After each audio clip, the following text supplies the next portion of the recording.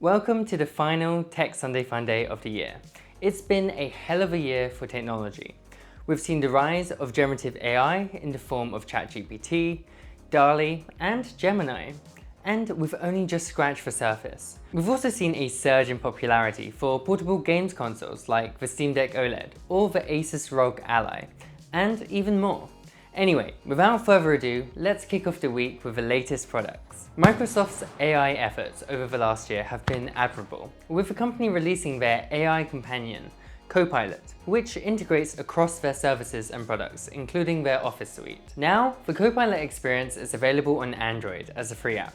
The app allows you to ask questions and receive responses from AI models such as GPT-4 and DALL-E 3. The Copilot app is free to use, but if you log into your Microsoft account, you have access to more questions and you can have longer conversations. My excitement for this is a 7 out of 10. While it's not something entirely new, it's a free app that's easily accessible to Android users, without the need to access a browser or use a paid app. By making these AI models more accessible to a broader audience is a fantastic way of improving them in the long term, and grants access to a whole new audience that might not have been able to try them out previously. If you're enjoying these videos, a like and subscribe would be sensational. Portable game consoles are going through a bit of a comeback at the moment, with the likes of the Nintendo Switch, Steam Deck OLED, and ROG Ally. But none of them are as portable as consoles of the past, such as the Gameboy. Well, what if you could play games on your wrist? Well, that's exactly what the latest Kickstarter, the Retro Watch, wants to achieve. On the outside, it's an unassuming watch, but when you open it up, you're greeted with a small screen, game controls, menu buttons, and a speaker. When in watch mode, you should be able to send and receive messages and interact with some applications. The Retro Watch is available to back now, starting from $179 on Kickstarter. As with any Kickstarter project, rewards aren't guaranteed, so make sure you have faith in the project and the company behind it. My excitement is a 4 out of 10. There's still the little kid inside of me that would have found the idea of being able to play games on a watch super exciting. I remember owning an old iPod Nano and wearing that as a watch, and just the fact that I could listen to music on my wrist was super exciting. However, it's 2023, and while this does manage to capture a little bit of that magic, I just think it's going to be a gimmick, or just not very good. So, the Retro Watch team, please prove me wrong. Xiaomi is a very interesting company. You might know them now as the huge smartphone juggernaut, but their journey started as a humble little startup that made a hugely popular custom ROM for Android called MIUI, which basically mimicked the feeling of an iPhone, but for Android. After the huge success of MIUI, they started to make smartphones and eventually went into every sort of product, including hair dryers, electric scooters, and now electric cars. Anyway, their just announced electric car, the SU7 EV, looks really nice, and from a distance you would think it was a Porsche, which is a huge compliment. It comes in two models, the SU7 Max, which has a dual motor all-wheel drive, and a base model, the SU7, which has rear-wheel drive. The SU7 is more than just its beautiful looks, it has impressive performance across the board. The SU7 Max has a maximum range of 800 kilometers or 497 miles and can go from 0 to 100 kilometers an hour in just 2.78 seconds, beating both the Tesla Model S and Porsche Taycan Turbo. Charging speeds are also really impressive, with a 5-minute charge providing 220 kilometers of range, or a 15-minute charge providing 510 kilometers of range. Of course, this is entirely dependent on the charger being used and the infrastructure that exists in your country. Inside the car, you can expect screens, and more screens. Just like modern Teslas, it has a large central screen, and for passengers, there are optional tablets for entertainment. For music and entertainment, the car comes with 23 internal Dolby Atmos speakers.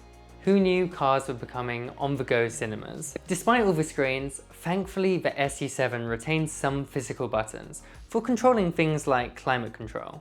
One of my biggest pet peeves with Teslas is the lack of physical buttons. The SU7 will also have autonomous driving capabilities, thanks to its Xiaomi Pilot platform. Currently, pricing is unknown, but considering it's competing with the Tesla Model S and other premium EVs, I don't expect it to be cheap. My excitement for this is an 8 out of 10. I think the SU7 looks beautiful both inside and out. But what I'm most intrigued about is the in-car software experience. Tesla have gone with the ultra minimalist route with an exceptionally clean and modern user interface with very few physical buttons, possibly to its detriment. While Porsche retains many physical buttons, but has a dated, kind of ugly interface. With Xiaomi primarily being a smartphone company with years of software experience, perhaps they can be the ones to push the EV industry forwards, at least in terms of software experience. In other news, LG have pre-announced their latest Gram and Gram Pro laptops. The Gram line series of laptops are known for being exceptionally light, while having good specs as well. The biggest update is that all their laptops are now powered by Intel's latest Intel Ultra chips, which are actually quite a significant bump over previous years. Gram Pro laptops offer dedicated graphics from Nvidia and beautiful OLED screens that offer deep blacks and vivid colors. And the Gram laptops seem very similar to the Pro laptops, just without the dedicated graphics and the OLED screens.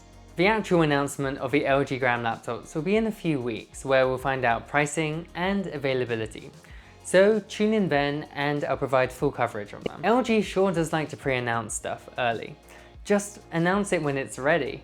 Anyway, long story short, it's a big-ass 98-inch TV that will likely be incredible. The new TV is powered by a new A8 AI chip, which should provide better image and sound processing.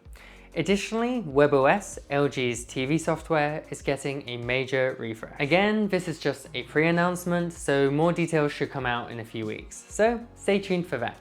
The tech world moves fast. 1 week there's an Apple Watch ban, and the next, there's no Apple Watch ban. If you missed the news last week, there was an import ban on the Apple Watch Series 9 and Ultra 2 in the US, because naughty Apple was infringing patents. As of right now, both of the Apple Watches are back on sale, after the Federal Appeal Court temporarily paused the ban. Basically, Apple has until the 12th of January to fix the offending watches. And in the final news of the week, AI is taking over the world. It's in our phones, it's in our windows, but where's the last place you'd expect to see AI? In your fridge. Well, sorry folks, not even your fridge is safe. Samsung's latest fridge, the 2024 bespoke 4-door flex refrigerator, is packed with interesting AI features. It has an internal camera that, when paired with Samsung's food app, can suggest recipes based on what food is in the fridge. It can even take into account of dietary requirements and tailor recipes based on your Samsung health profile. More details should be available in coming weeks, so check back then for details on pricing and availability. So that's your tech wrap up for the week. What was your favorite piece of technology? For me, it was the Xiaomi SU7.